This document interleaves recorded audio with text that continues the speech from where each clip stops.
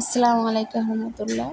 চারপাশে একটা টুকরো কাপড় নেবেন, 2.5 ইঞ্চি করে নেবেন। চারপাশে নেওয়ার পর 3 কোনা করে ভেঙে কাপড়টিকে এভাবে সুই সুতা দিয়ে সেলাই করে নেবেন।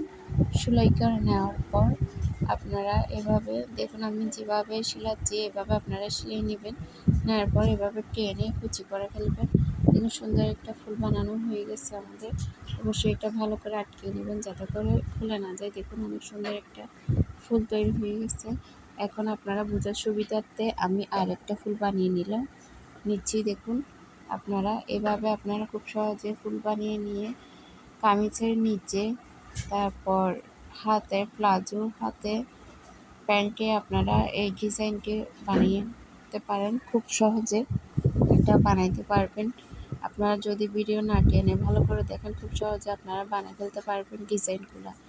এভাবে এখন কাপড়ে 2.5 ইঞ্চি কাপড় নিয়ে আপনারা 2 সুতা দূরে করে 2 সুতা পরপর করে ফুলগুলো বসায় নেবেন।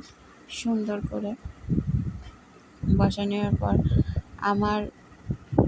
আমার ডিজাইনগুলো যদি আপনাদের ভালো লেগে থাকে, আমার কাজগুলো অবশ্যই আমাকে সাবস্ক্রাইব করে বেল আইকনটি বাজিয়ে দিবেন যাতে করে আমার ভিডিও সাথে সাথে আপনারা পেতে পারেন।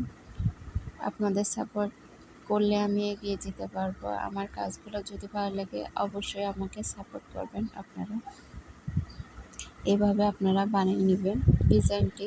আর প্যান্টের সাথে এভাবে আমি অ্যাটাচ করে ফেলবো সুন্দর করে। দেখুন এভাবে আপনারাও এভাবে করে জয়েন করে ফেলবেন।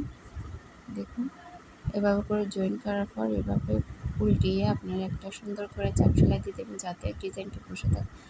অনেক দারুণ একটা